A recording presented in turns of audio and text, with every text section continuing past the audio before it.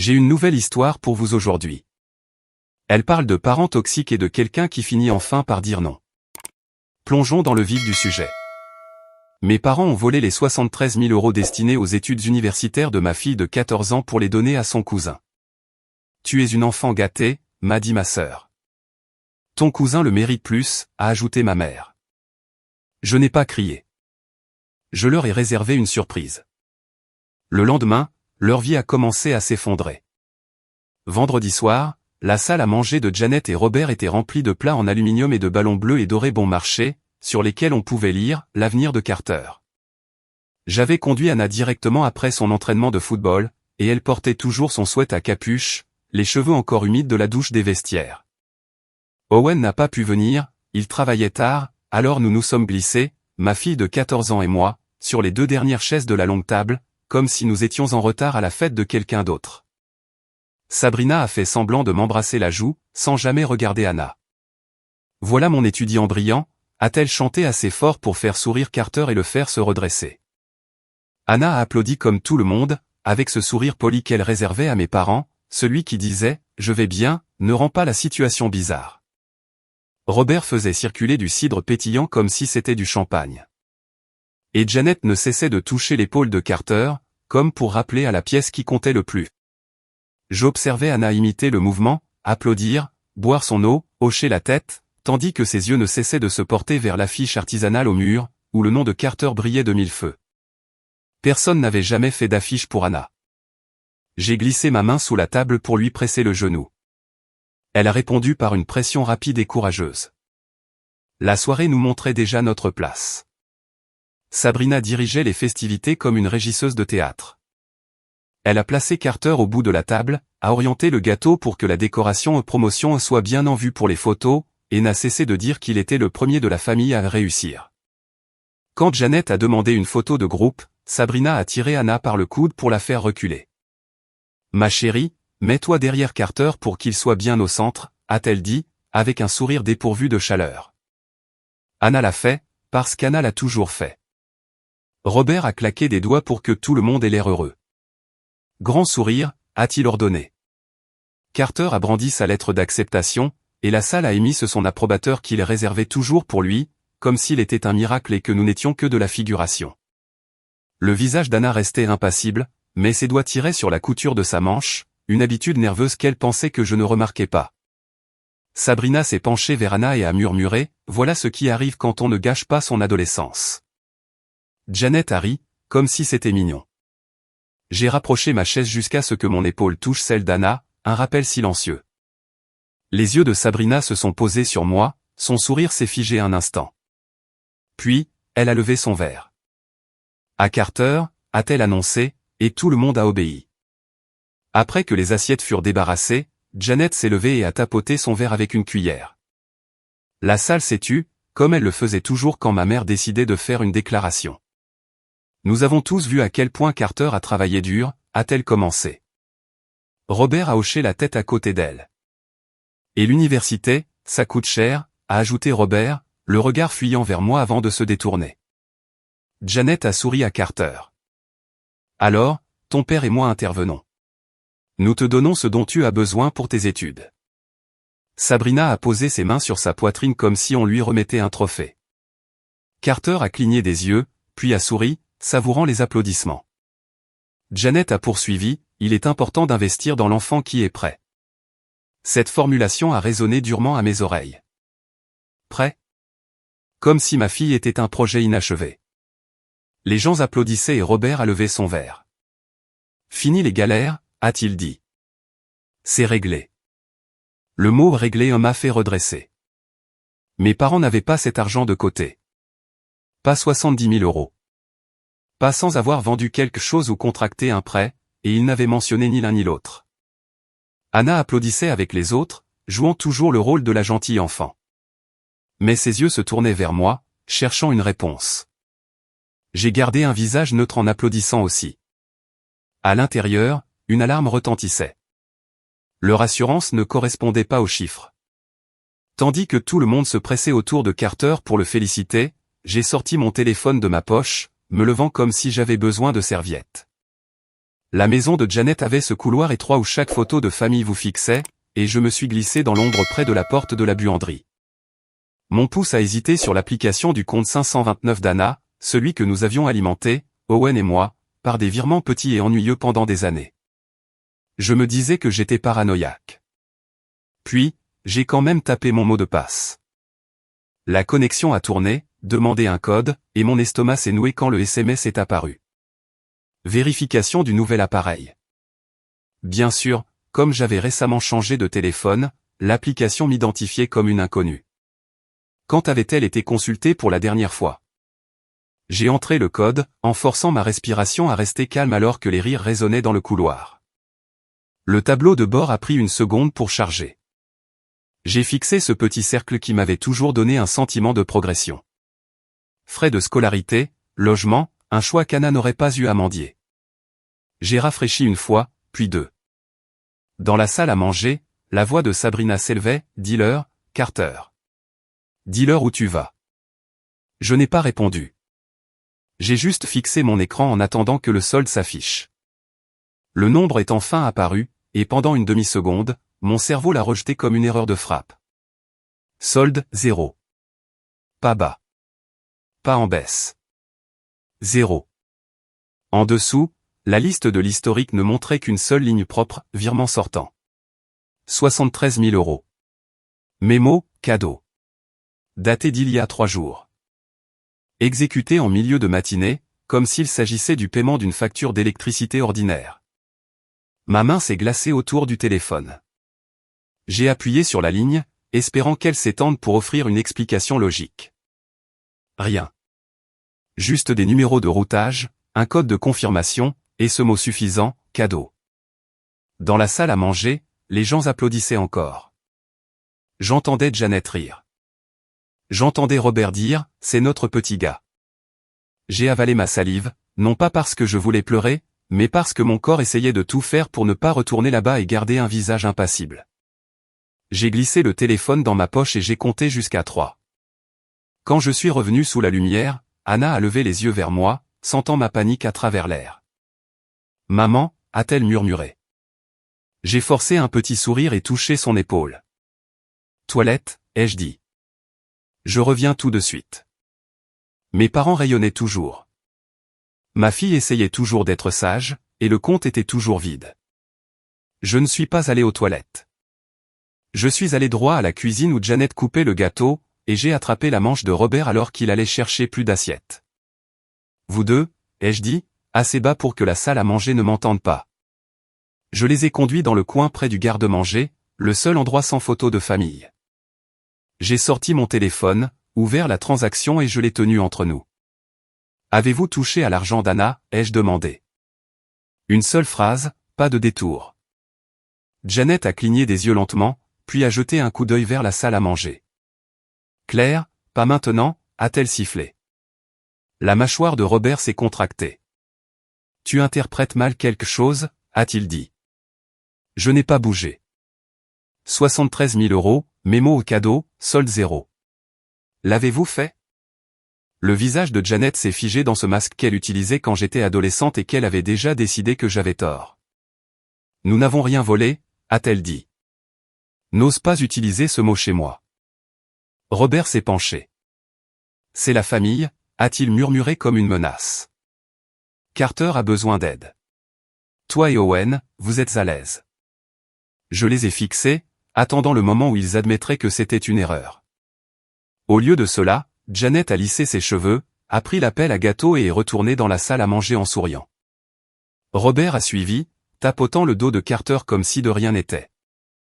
Le déni n'était pas de la confusion. C'était une stratégie. Je suis retourné à ma place et j'ai pris ma fourchette comme si je n'étais parti que pour des serviettes. Anna étudiait mon visage, ses yeux se plissant comme lorsqu'elle résolvait un problème complexe. Sabrina parlait déjà des dépôts de garantie et des plans de repas, recevant la compassion des tantes et des cousins. Janet riait au bon moment. Robert servait du cidre. Personne n'avait l'air coupable. Ils avaient l'air soulagés. Sous la table, le pied d'Anna a tapé une fois, puis s'est arrêté. Elle s'est penchée près de moi et a chuchoté, « Est-ce que j'ai fait quelque chose de mal ?» Cette question a frappé plus fort que le solde vide. Je me suis tourné vers elle, gardant ma voix basse. Non, ai-je dit. Tu n'as rien fait. Je n'avais pas encore de plan complet. Pas à ce moment-là, mais j'avais une mission claire, m'assurer qu'elle ne porte pas leur choix sur ses épaules. J'ai passé mon bras autour de sa chaise, un petit bouclier, et j'ai continué à les écouter parler de l'avenir de ma fille comme s'il s'agissait d'une ressource qu'ils pouvaient redistribuer. Anna gardait un visage poli parce qu'elle avait été entraînée à l'être. Je gardais le mien calme parce que j'avais été entraîné à le faire. Puis, j'ai regardé mes parents de l'autre côté de la table, et quelque chose s'est enclenché en moi.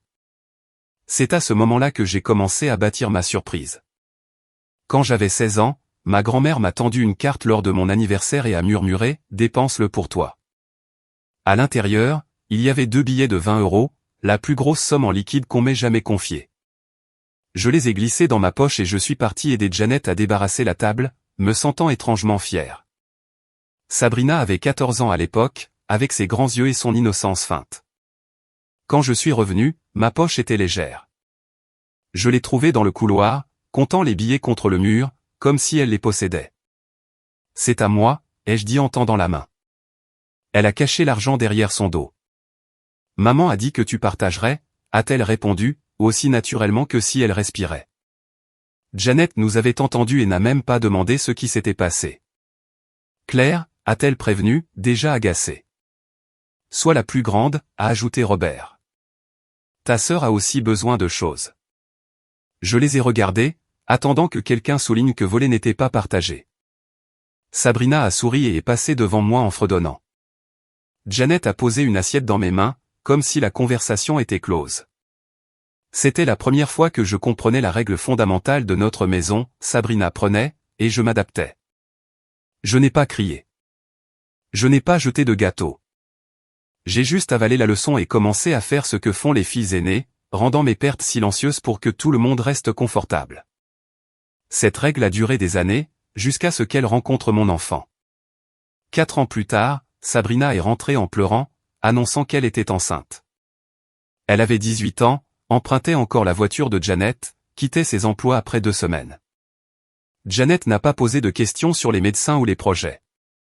Elle s'est levée, a serré Sabrina dans ses bras et a dit « On va s'en occuper ». Robert a hoché la tête, faisant déjà des listes. En 1 semaine, Janet avait transformé la chambre d'amis en nurserie, et Robert avait pris en charge les appels d'assurance comme s'il était le père. Ils ont aussi commencé à m'appeler plus souvent. « Tu peux aider », disait Janet, comme si c'était un honneur. « Tu es responsable. » La première aide fut ma petite berline d'occasion. « Sabrina a besoin d'un moyen de transport fiable », m'a dit Robert à la table de la cuisine. « Tu peux faire du covoiturage. Tu vis plus près de ton travail de toute façon. » J'ai protesté doucement, car c'était ainsi qu'on m'avait appris à protester. Janet a penché la tête. « Ne sois pas égoïste, a-t-elle dit. Un bébé change tout. » Alors, j'ai rendu mes clés et j'ai fait du covoiturage avec des collègues pendant des mois. La voiture n'est jamais revenue. Quand Carter est né, l'histoire officielle était que notre famille s'était mobilisée ensemble. Sabrina a pu être la jeune maman dépassée. Mes parents ont été les héros. Et j'ai appris qu'au sein de cette famille, une crise ne faisait pas grandir Sabrina. Elle obligeait tout le monde à se réorganiser autour d'elle. À partir des 5 ans de Carter, le babysitting n'était plus une demande. Sabrina se garait dans mon allée le samedi matin, Carter à moitié endormi à l'arrière, et m'envoyait « Je le dépose. Je reviens plus tard. » Pas de point d'interrogation. J'ouvrais la porte en pyjama et je le trouvais agrippé à son sac à dos de super-héros et à une brique de jus. « Chez Claire » criait-il, ravi, car il ne savait pas qu'il faisait partie d'un schéma. J'avais des projets, courses, rendez-vous chez le coiffeur, parfois juste une journée pour respirer. Mais Janet appelait dès que la voiture de Sabrina partait. « Sois gentille » disait-elle. « Ta sœur a besoin d'une pause. » La version de Robert était « Ça forge le caractère. » Carter faisait la sieste sur mon canapé pendant que j'annulais mes projets, cuisinait le déjeuner et essuyait les traces de doigts sur mes fenêtres. Quand Sabrina revenait enfin, elle surgissait avec une manucure fraîche et un café, embrassait Carter sur la tête et disait « Merci. Tu es la meilleure », comme si elle m'avait rendu un service en me laissant aider. Janet et Robert me complimentaient devant elle. Claire est tellement altruiste, disait Janet aux proches. On ne pourrait pas y arriver sans elle. Le compliment s'accompagnait toujours de l'attente que je continue. Je ne voulais pas de louanges. Je voulais que le mot non signifie quelque chose. Ça n'a jamais été le cas, jusqu'à ce qu'Anna me donne une raison. Quand j'ai eu Anna, j'ai pensé que les règles pourraient changer. Owen et moi étions stables, ennuyeux dans le meilleur sens du terme. Crédit immobilier, budget, rendez-vous chez le pédiatre sur le frigo. J'imaginais Janet arriver avec des plats préparés, Robert réparant le berceau. Le genre d'énergie de grands-parents qu'il déversait sur Carter. Au lieu de cela, Janet est venue une fois, a tenu Anna 5 minutes et a dit « Tu as l'air fatigué ». Comme si c'était une critique. Robert a demandé à Owen ce qu'il faisait comme travail, puis a changé de sujet quand il a répondu. Au fil des années, ils ont sauté les pièces de théâtre d'Anna à l'école parce que le trafic est horrible, mais on conduit 40 minutes pour les matchs de baseball de Carter avec des chaises pliantes et des collations pour l'équipe. Lors des dîners, Janet interrogeait Carter sur ses notes et l'appelait notre avenir. Puis elle se tournait vers Anna et disait « Tu aimes toujours le dessin ». Comme si c'était quelque chose dont il fallait se débarrasser avec l'âge. Anna l'a remarqué. Les enfants remarquent tout. Une nuit après notre départ, elle a dit depuis le siège arrière « Grand-mère ne m'aimait-elle pas quand j'étais bébé ?» Owen m'a regardé, attendant que je m'en occupe. J'ai gardé une voix calme. Grand-mère a ses propres problèmes, lui ai-je dit. À l'intérieur, j'ai pris une note mentale. Je ne pouvais pas forcer les quitter, mais je pouvais limiter l'accès. Cette note est restée dans un coin de ma tête pendant des années jusqu'à ce qu'il s'en prenne à son avenir. L'argent était toujours l'urgence de Sabrina et l'outil préféré de mes parents. La famille est de la famille, disait Janet, généralement juste après que Sabrina ait fait un chèque en bois ou aies-tu besoin d'un petit quelque chose pour la garderie. La version de Robert était « Tu es marié, tu es à l'aise ». Owen et moi n'étions pas à l'aise dans le sens qu'ils entendaient. Nous étions prudents. Nous évitions les vacances, cuisinions à la maison, conduisions nos voitures jusqu'à ce que la climatisation lâche. Owen faisait des heures supplémentaires quand c'était possible. Je prenais des petits boulots quand je pouvais. Chaque mois, nous alimentions le fonds d'université d'Anna quand même, parce qu'elle méritait des options. Quand Carter a atteint sa dernière année de lycée, la pression est passée de la culpabilité à l'exigence.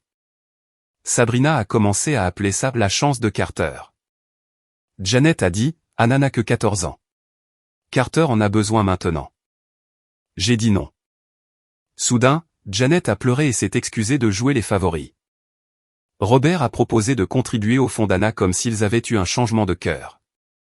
Ils m'ont invité chez eux pour mettre cela en place correctement, et Janet a insisté pour que j'utilise leur ordinateur de bureau parce que c'est plus sécurisé. Je me suis assise à leur table de cuisine et je me suis connecté pendant qu'elle rôdait derrière ma chaise, offrant du café et des compliments. Je pensais qu'ils regardaient l'écran. Maintenant, je sais qu'ils regardaient mes mains. Je n'avais pas réalisé que leur navigateur avait enregistré mes identifiants et marqué l'appareil comme approuvé, afin qu'ils ne demandent plus de vérification. À l'époque, une connexion approuvée suffisait pour déplacer de l'argent sans alerter mon téléphone. Je ne me suis jamais déconnecté correctement parce que Janet ne cessait de rôder et de me presser. Ce soir-là, je suis rentré chez moi avec espoir. Au début de cette semaine, mardi matin, ils ont utilisé ce qu'ils avaient pris et ont tout vidé. Nous sommes partis de la fête plus tôt, disant qu'Anna ne se sentait pas bien. Janet n'a presque pas levé les yeux. Dans la voiture, Anna fixait la fenêtre, les mains jointes sur ses genoux, comme elle le faisait quand elle essayait de ne pas pleurer. Dès notre retour, j'ai ouvert mon ordinateur portable sur le comptoir. Anna rôdait dans l'encadrement de la porte. C'est à propos de l'argent, a-t-elle demandé. J'ai hoché la tête et tapoté le tabouret à côté de moi. Oui, ai-je dit. Mais ce n'est pas à cause de quelque chose que tu as fait. Elle s'est assise, les épaules voûtées, et a murmuré, est-ce que j'ai mis grand-mère en colère? Je me suis tourné vers elle. Non, ai-je dit, lentement et fermement. Des adultes ont fait un choix. Tu n'en es pas la cause et tu ne le répareras pas. Ensuite, j'ai pris des captures d'écran, solde 0, virement sortant, mémo au cadeau, date et heure, et je me les suis envoyés par email. J'ai enregistré des copies dans un dossier intitulé Anna 529, et j'ai écrit ce dont je me souvenais du dîner pendant que c'était encore frais. Owen a appelé pendant sa pause, le bruit du travail en fond sonore. Je lui ai raconté ce qui s'était passé. Il n'a pas demandé si j'exagérais. Il a dit, de quoi as-tu besoin, puis a passé Anna. Quand elle a pris le téléphone, il est resté simple, gamine, rien de tout ça n'est de ta faute. Nous n'allions pas nous disputer avec mes parents. Nous allions construire un dossier. Le lendemain matin, j'ai appelé la ligne non urgente et j'ai demandé où déposer un rapport pour un transfert non autorisé. L'opératrice m'a donné une adresse et m'a dit d'apporter les documents. Au commissariat, l'agent Léa m'a accueilli au bureau avec une tablette et une voix calme. Racontez-moi ce qui s'est passé, a-t-elle dit.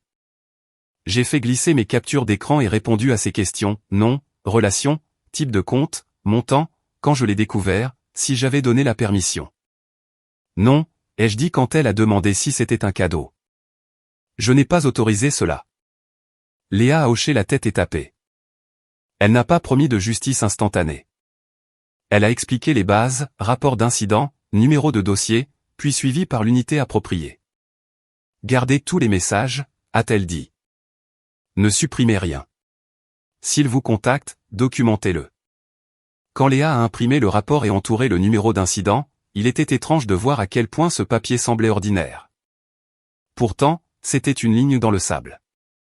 Je suis sorti, j'ai envoyé le numéro à Owen par SMS, et j'ai conduit jusqu'à la maison avec les mains fermes sur le volant. Anna faisait ses devoirs à la table de la cuisine comme si son monde n'avait pas basculé du jour au lendemain. J'ai embrassé le sommet de sa tête, puis je me suis assise et j'ai rouvert mon ordinateur. Un rapport déposé n'était pas la fin.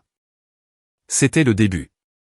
Le compte 529 avait une ligne anti-fraude, et je l'ai appelé depuis ma voiture pour qu'Anna n'ait pas à entendre les détails. Après les menus vocaux, une femme nommée Dana a répondu, professionnelle et directe. Dites-moi ce que vous voyez, a-t-elle dit. J'ai lu le transfert à haute voix. 73 000 € mardi dernier à 10h17. Mémo au cadeau, déplacé vers un compte que je ne reconnaissais pas. Je lui ai donné le numéro d'incident de police. Dana a demandé si j'avais déjà partagé l'accès. Pas intentionnellement, ai-je dit, puis j'ai ajouté, je me suis connecté une fois depuis l'ordinateur de mes parents quand ils ont insisté pour contribuer. Dana n'a pas réagi à la partie familiale. Elle a réagi à la partie accès. D'accord, a-t-elle dit. Nous allons ouvrir une enquête et examiner l'historique des connexions, les informations sur l'appareil et la localisation IP. Elle m'a conseillé de changer les mots de passe, d'activer une vérification supplémentaire et de supprimer les appareils approuvés que je ne contrôlais pas. Préserver les captures d'écran. Ne discuter avec personne à ce sujet, a-t-elle ajouté. J'ai demandé, que doit-il se passer pour que l'argent revienne? Dana est restée claire, si le virement peut être annulé, nous tentons une annulation. S'il ne peut pas l'être, cela devient une restitution. La restitution n'était pas un sentiment. C'était un ordre. J'ai noté son numéro de référence, je l'ai remercié et je suis rentré à l'intérieur pour verrouiller chaque compte lié à nos vies. 2 jours plus tard, Dana a confirmé que le virement avait été signalé et que le côté destinataire était désormais sous verrou. Le mémo disait « cadeau ». Le processus de Dana disait « prouvez-le ». 3 jours plus tard, mon téléphone a sonné avec un numéro que je ne reconnaissais pas. Claire, a demandé un homme. Ici le détective Marcus, de la brigade financière. Son ton était poli, pas chaleureux. Il n'était pas là pour me réconforter. Il était là pour cartographier les faits. Marcus a demandé quand j'avais accédé au compte 529 pour la dernière fois, quels appareils j'avais utilisés, et si quelqu'un d'autre que moi avait eu accès à mon téléphone ou à mon ordinateur. Puis il a posé la question que je redoutais, avez-vous déjà accédé à votre compte depuis la maison de vos parents? J'ai expiré par le nez. Oui, ai-je dit, une fois. Ils ont demandé à contribuer. Ils m'ont fait utiliser leur ordinateur de bureau. Marcus a fait une pause, puis a dit, d'accord. Maintenant, le virement a eu lieu mardi dernier à 10h17. Où étiez-vous? Je n'ai pas eu à deviner. Je travaillais le matin dans un bureau de facturation médicale, et notre système de badge enregistrait chaque entrée. J'étais au travail, ai-je dit. Je peux vous envoyer mes relevés de temps. Il m'a dit ce dont il avait besoin, mes captures d'écran, ma chronologie écrite et une preuve de ma localisation.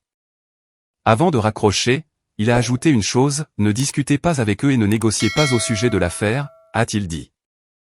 S'ils vous contactent, conservez les traces. Si vous devez poser une limite, faites-le une fois par écrit et arrêtez ensuite. Quand j'ai raccroché, je ne me sentais pas tremblante. Je me sentais organisée. Pour une fois, l'histoire de la famille n'allait pas gagner. La chronologie allait gagner. Une semaine après mon rapport, Marcus a rappelé pour une courte mise à jour. Il n'a pas tout partagé, il ne pouvait pas. Et je ne lui ai pas demandé. Il m'a donné la seule chose qui comptait, ils disent que le virement était autorisé, a-t-il dit. Qu'il s'agissait d'un cadeau. Ces mots étaient prudents, comme s'il lisait une ligne standard. J'ai serré le téléphone plus fort.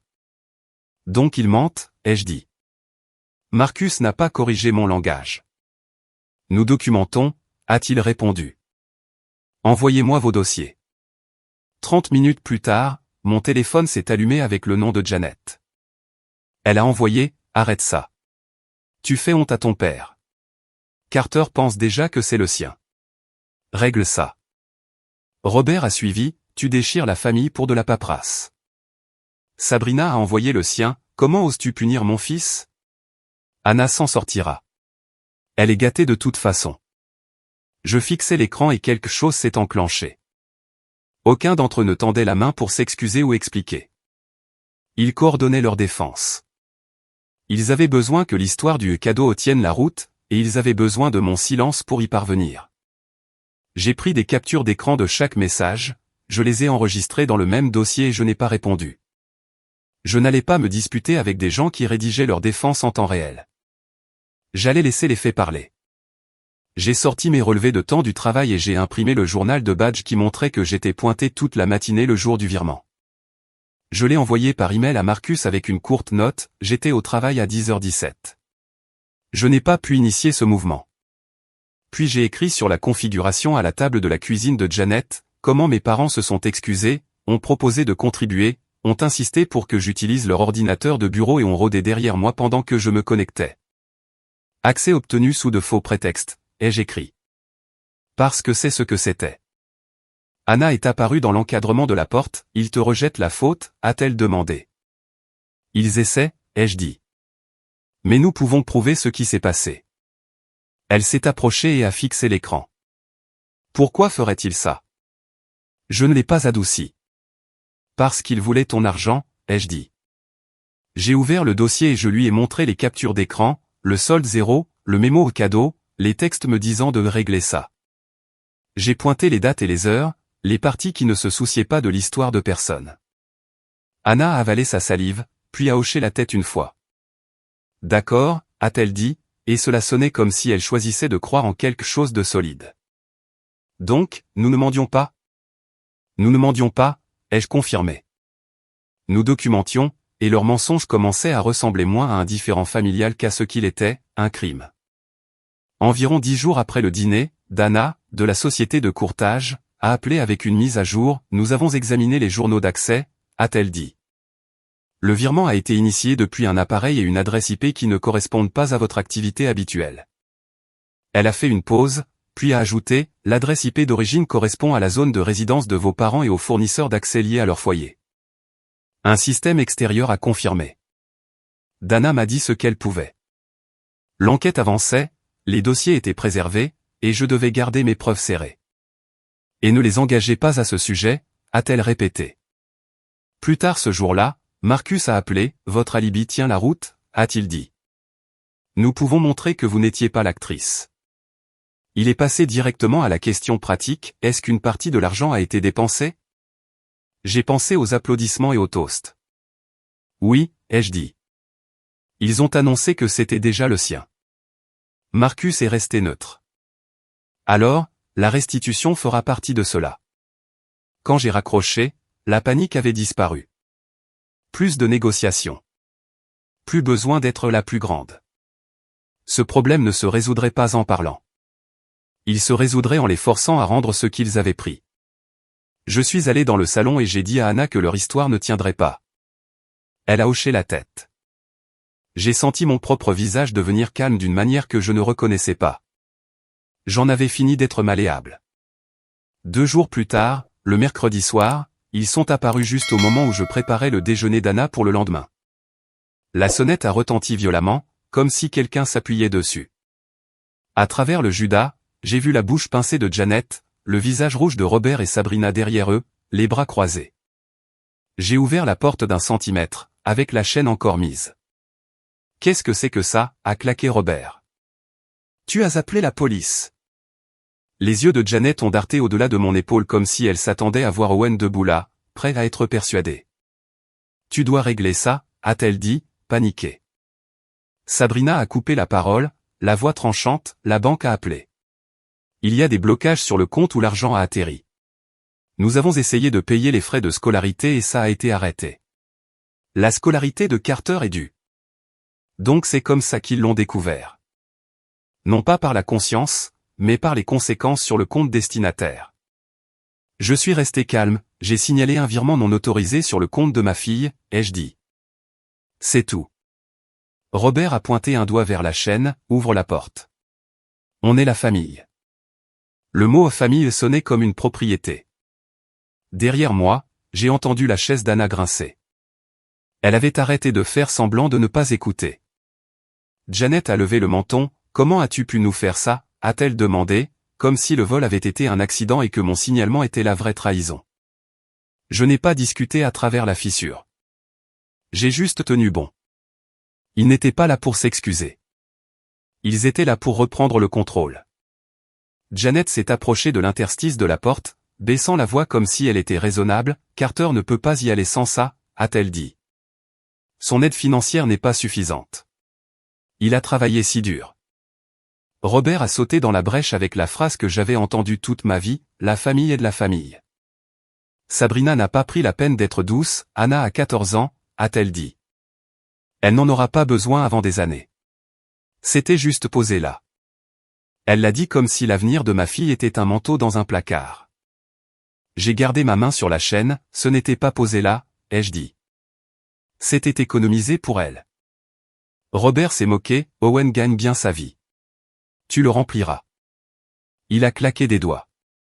Derrière moi, les pas d'Anna se sont rapprochés. L'en ferme. Janet n'a pas jeté de coup d'œil à l'intérieur. Elle a continué à parler comme si Anna n'était même pas dans la maison. Tu es égoïste, a-t-elle insisté. Carter est prêt maintenant. Anna s'en sortira. Sabrina a levé les yeux au ciel, c'est pour ça que personne ne veut traiter avec toi, a-t-elle dit. Anna est apparue derrière mon épaule, silencieuse. J'avais envie de tout couper, mais je voulais aussi qu'elle les entende sans ma traduction. Il n'avait pas honte. Il se sentait en droit, et il le disait tout haut. La voix d'Anna est venue de derrière moi, petite mais claire, pourquoi avez-vous pris le mien, a-t-elle demandé.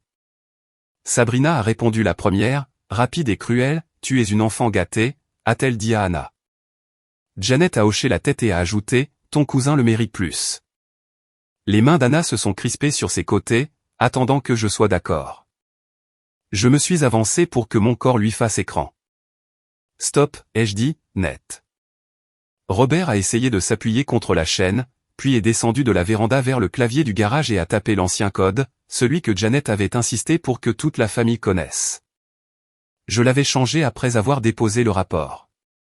Le clavier a clignoté en rouge et a émis un bip. Ils l'ont tous fixé comme s'ils les avaient trahis. Ils s'attendaient à entrer et à continuer à me dominer. J'ai gardé ma main sur la porte et j'ai parlé à ma fille sans quitter les autres du regard, va dans ta chambre et mets ton casque, ai-je dit. Anna n'a pas discuté. Elle a reculé, les yeux vitreux mais fermes. Je me suis retourné vers mes parents et ma sœur, cette conversation est terminée, ai-je dit. Partez. La bouche de Janet s'est ouverte pour une autre leçon. J'ai fait glisser la porte avant qu'elle ne puisse sortir. Le verrou a cliqué, propre et final. Ce son était ma réponse. Owen est rentré 1 heure plus tard, toujours avec ses bottes de travail, et je l'ai rencontré dans la cuisine avec mon ordinateur ouvert, la vidéo de la caméra de surveillance sur la séquence où Robert tapait le clavier. Je lui ai donné la version courte. Il a écouté, la mâchoire serrée, puis a hoché la tête une fois. Tu as fait la bonne chose, a-t-il dit. Puis il est allé dans la chambre d'Anna, a frappé et a dit, « Eh, gamine, tu veux que je fasse du pop-corn ?» C'était peu, mais c'était réel. Quand Janet a recommencé à appeler, je n'ai pas décroché. J'ai ouvert notre discussion de groupe familial, celle pleine de photos et de culpabilité, et j'ai envoyé un message, les fonds 529 d'Anna ont été déplacés sans autorisation. J'ai déposé un rapport de police et une plainte pour fraude. Ne venez plus chez moi. Renvoyez la totalité des 73 000 €, sinon la restitution sera poursuivie par le processus déjà engagé. Puis j'ai mis le fil en sourdine. J'ai verrouillé le compte. Nouveau mot de passe, authentification à 2 facteurs liés uniquement à mon téléphone. Alerte pour chaque connexion. J'ai supprimé chaque appareil à prouver que je ne contrôlais pas. Owen se tenait à mes côtés pendant que je le faisais. Pas pour sauver, juste présent. Ensuite, j'ai transféré le clip de la caméra à Marcus. Le lendemain matin, Marcus a confirmé qu'il l'avait reçu et ajouté au dossier. Dana a envoyé le reçu du dossier de fraude. Le système avançait, lentement, mais certainement. Ma famille pouvait hurler tout ce qu'elle voulait de l'extérieur. Il ne pouvait plus atteindre l'intérieur. Le silence n'était plus de l'évitement. C'était la limite. 6 mois plus tard, le solde du 529 d'Anna affichait à nouveau 73 000 €. Non pas parce que mes parents avaient retrouvé une conscience, mais parce que la restitution avait été ordonnée et appliquée. Marcus m'a dit que l'affaire était classée avec des conséquences formelles, des charges avaient été déposées, des dossiers créés, et ce n'était plus quelque chose dont il pouvait s'extirper avec des mots. Dana a confirmé que les fonds étaient restaurés et verrouillés sous mon seul contrôle. Des rumeurs filtraient encore à travers les proches. Janet et Robert avaient déjà laissé une partie de cet argent être dépensé pour les frais de la première année de Carter, donc le rembourser a signifié liquider ce qu'ils pouvaient et prendre un prêt sur leur maison pour couvrir le reste. Carter n'a pas été sauvé une seconde fois. Il a pris un emploi et a ajusté ses plans. Et parce que cette annonce de cadeau avait eu lieu devant tout le monde, la vérité n'est pas restée privée. Une fois que les gens ont compris qu'il s'agissait d'argent volé, les invitations se sont taries. Quelques membres de la famille nous ont contactés, Anna et moi, tranquillement pour dire qu'ils étaient désolés et qu'ils comprenaient. Nous sommes restés en nos contacts de toute façon. Notre maison est devenue plus calme. Anna a recommencé à parler d'université comme si l'avenir lui appartenait. Ma réponse à son pourquoi n'a jamais été un discours. C'était de la choisir, elle, à chaque fois. Alors, qu'en pensez-vous ? Avais-je raison d'aller voir la police ou aurais-je dû gérer cela différemment parce que c'est ma famille ? Et était-ce juste de couper les ponts ? Faites-le moi savoir dans les commentaires et abonnez-vous.